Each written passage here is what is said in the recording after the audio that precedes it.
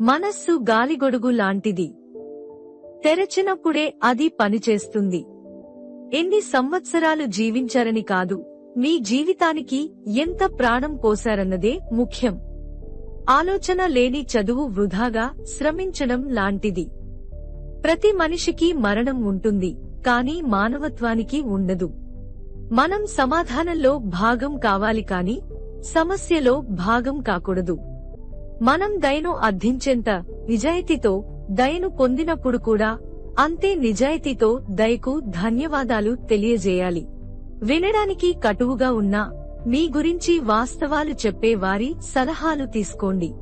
ఏ పనైనా కష్టపడితేనే పూర్తవుతుంది. కలలు కంటూ కూర్చుంటే అణువంతైనా ముందుకు వెళ్లదు.